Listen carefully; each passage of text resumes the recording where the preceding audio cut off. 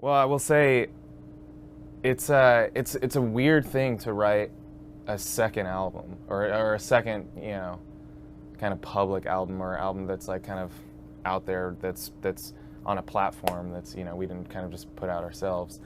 And at this point, I feel like a lot of expectation from many different kinds of people, whether it's fans that have kind of been around since the beginning, including our families.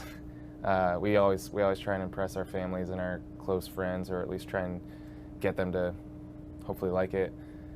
Or it's people that we work with on more of a professional level, maybe a label or whatever that is, and in some ways balancing the kind of wants from both of the different sides of things. And then there's also like the whole concept of radio that's just a scary concept, and you never want to write something that you feel is not you, because there's this whole, the idea or the conversation of putting a song on the radio. But in some ways you want to be able to find a good medium of a song that maybe is good enough to go on the radio, or people think is cool, that they would want to play on the radio. But that's still authentic. That's still completely us and authentic, exactly. Top musician. What then made you pick up the piano and other instruments? What made me pick up an instrument? I guess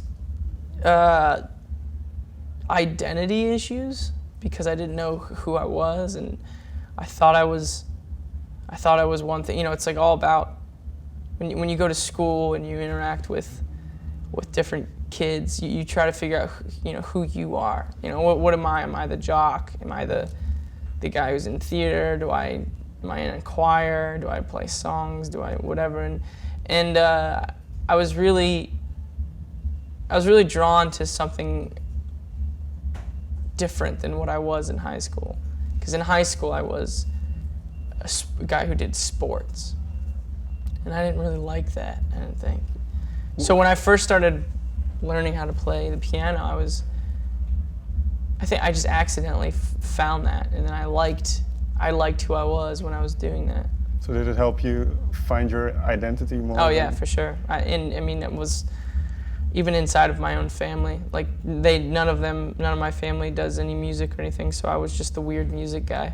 Well, the idea that I had was to involve my fiance, Jenna, because truly this is the first time I'd ever written a song about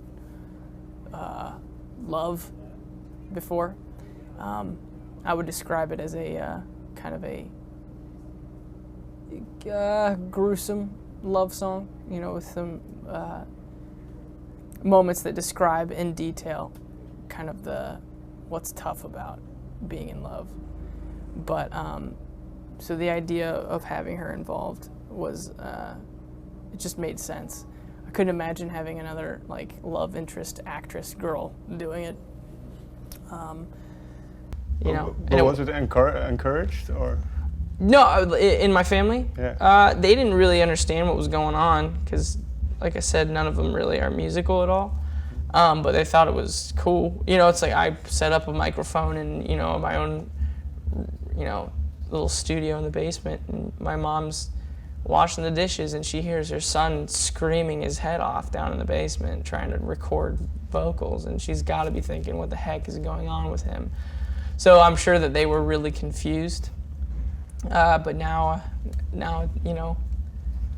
I'm in a different country getting interviewed by you because of the stupid songs that I wrote in my basement. So. Fair enough. Love is a scary thing.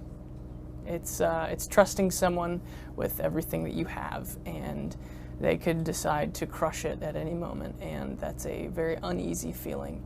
And so the song and the video kind of document some of those emotions, and at the end there's a resolution that ultimately that thing that I was afraid of for so long was the thing that saved me.